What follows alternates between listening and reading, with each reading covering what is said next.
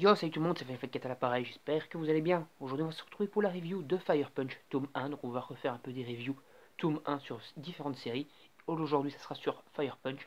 C'était une série que j'aurais dû vous faire, enfin une vidéo que j'aurais dû vous tourner la semaine passée, mais bon j'ai eu des problèmes internet et puis avec les fêtes etc j'ai pas vraiment eu le temps. Donc du coup je vous la fais maintenant. Donc Fire Punch est une série très intéressante, déjà au niveau de l'histoire, au niveau du background, c'est franchement ce qui fait vraiment vendre, on va dire, cette histoire. C'est une histoire qui est donc dessinée et réalisée, c'est lui qui fait tout, c'est Tatsuki Fujimoto qui s'occupe de la réalisation de ce manga. C'est qui Tatsuki Fujimoto? C'est tout simplement en fait un avocat à la base. Donc il n'a rien à voir avec le manga, mais il s'est lancé dans cette œuvre, il a décidé de créer sa propre histoire et il a fait Fire Punch qu'il a terminé en 8 volumes. Donc Fire Punch, c'est une série qui fait couler beaucoup d'encre, parce que d'un côté, elle est énormément appréciée de par son histoire, mais de l'autre, elle est complètement détestée de par son style de dessin, qui est considéré comme trop brouillon, trop moche. Personnellement, je n'ai pas du tout trouvé ça moche, j'ai bien aimé.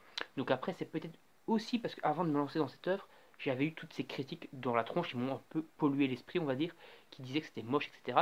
Et donc du coup, j'avais acheté le manga en me disant l'histoire va être bien, et fait abstraction du dessin qui va être moche. Bah, au final, du coup, j'ai trouvé ça plutôt bien parce que moi, je m'étais vraiment attendu à un truc dégueulasse et au final, bah, c'est pas du tout dégueulasse, c'est même plutôt correct. Bon, après, il y a certains traits qui sont assez moches. Bon, je vais vous montrer quand même quelques petites pages comme ça, sans de vous faire un petit avis. On va dire que le défaut principal qu'on peut reprocher au dessin, c'est qu'en fait, l'auteur fait des cases vides. C'est-à-dire qu'il fait des cases où il met les personnages ou certains éléments de décor, mais il n'y a pas vraiment d'arrière-plan. C'est-à-dire qu'on ne peut pas vraiment voir de profondeur dans le dessin. On voit ce qui se passe en premier plan et ce qui se passe derrière, on en a un peu rien à foutre. C'est complètement skippé, même si des fois il arrive à te faire des dessins et franchement de très bonne qualité où les combats etc sont très bien rendus et ça c'est plutôt très bon. Donc après également je vais encore faire un petit point là-dessus sur le fait que le destin est détesté. Bah je trouve ça un peu dommage parce que bah, ça dépend au final des goûts des personnes, parce que certaines personnes vont adorer un style de dessin, par exemple un style de dessin enfantin à la Yoke Watch, à la Pokémon à Grande Aventure, etc., qui est quand même plutôt plus enfantin que certaines œuvres, et puis d'autres personnes vont, eux, plutôt adorer le style de dessin super réaliste. Et donc du coup, quand tu aimes soit du super réaliste, soit du très enfantin, ben tu peux pas aimer l'autre. C'est-à-dire si tu es fan, par exemple, que de super réaliste, si tu vois un dessin enfantin, tu vas dire ouais, c'est moche, c'est trop enfantin, machin, j'aime pas. Et à l'inverse, si tu aimes que du style de dessin enfantin et que le style de dessin réaliste, tu trouves ça pas à ton goût, tu trouves ça moche, tu trouves ça trop réaliste, etc., bah du coup, tu vas pas aimer. Et moi d'ailleurs, il y a le cas avec un auteur très connu, je vais pas le citer parce que je vais me faire défoncer, c'est un manga hyper connu, c'est un auteur très connu, mais moi j'arrive pas à rentrer dedans parce que je n'arrive pas à rentrer dans son style de dessin, je n'arrive pas à apprécier son style de dessin, et donc malgré le fait que cette œuvre, que ce manga est super méga connu, super apprécié, bah moi je n'y arrive pas.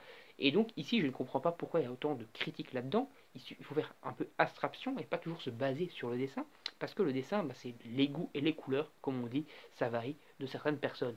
Et après, bah, si tu veux, bah, si tu n'aimes pas le style de dessin, mais que l'histoire t'intéresse, bah, prends-le et ne critique pas le style de dessin, parce que tu sais déjà à la base que tu ne vas pas l'apprécier. Mais essaye d'aimer, on va dire, l'histoire. Pour ce qui est de l'histoire, on se retrouve dans une nouvelle ère glaciaire, donc le monde a été à nouveau plongé dans les glaces, et certaines personnes sont vues dotées de caractéristiques, dont le héros et sa sœur, donc Agni et sa sœur. Il a eu donc des pouvoirs de régénération, qui va se servir un peu pour aider son village, etc. Juste à ce qu'il y ait une espèce de grosse merde qui lui arrive, et qui se retrouve complètement cramé, et son pouvoir de régénération va donc devenir un peu une malédiction. C'est-à-dire qu'en fait, il va devenir Fire Punch, il va devenir un homme complètement en feu en permanence, et son pouvoir de régénération va lui empêcher de mourir. C'est-à-dire qu'il va cramer en permanence, rebrûler, se régénérer, souffrir, on va dire, le martyr pour le restant de ses jours, mais ne pas mourir. Et donc du coup, il va utiliser en final son pouvoir donc, de régénération, combiné au fait que son corps est entièrement en flammes, pour, entre guillemets, un peu devenir une espèce de super-héros de cette espèce d'ère glaciaire où le monde est complètement dans la merde, c'est-à-dire qu'il y a eu énormément de gens qui sont décédés pendant cette ère glaciaire. Les survivants ont soit été, on va dire, un peu euh, endocrinés ou plutôt contrôlés par les plus forts. Il y en a d'autres survivants qui ont été complètement en PLS, dans la pauvreté, qui s'occupent à lutter tous les jours pour survivre. Et après, tu as des gens qui profitent de tout ça, qui sont déjà entre guillemets un peu riches, qui avaient des armées, des militaires, des robots et compagnie, qui se sont servis entre guillemets de leur force et de leur technologie pour un peu prendre le contrôle de différents lieux et devenir un peu des tyrans.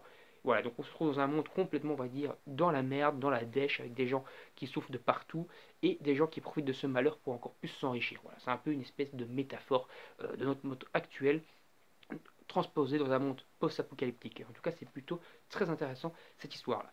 Bon, pour vous faire encore un petit point sans vous spoiler davantage l'histoire, je vais vous lire simplement le petit résumé qui est à l'arrière et après on va s'arrêter là pour ce manga qui est donc un manga que je vous conseille pour l'histoire.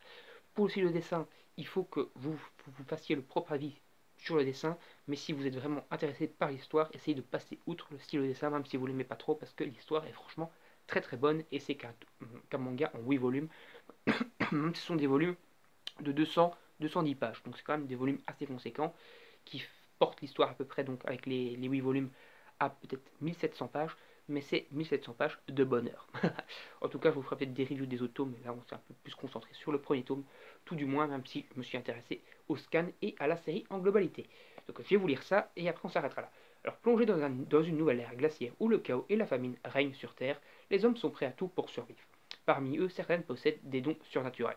Agni et sa sœur Luna font partie de ces élus, et utilisent leur pouvoir de régénération pour nourrir les habitants de leur village. Mais un jour, un terrible malheur les frappe.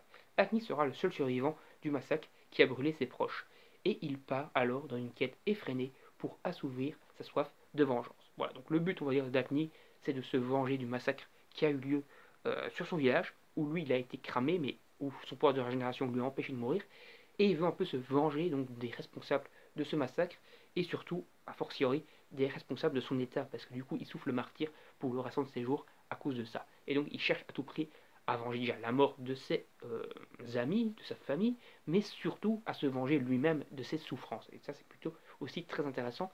Ça permet un peu de voir la psychologie du personnage, qui n'est pas juste un héros qui pense juste à sauver les autres, mais qui est quand même un héros qui cherche à se venger parce qu'il a été complètement brûlé dans son corps, complètement blessé. C'est plutôt un héros qui veut vraiment se venger pour ce qu'il a subi lui-même. Et ça, c'est quand même du coup très intéressant et on ne voit pas spécialement ça tous les jours dans les mangas.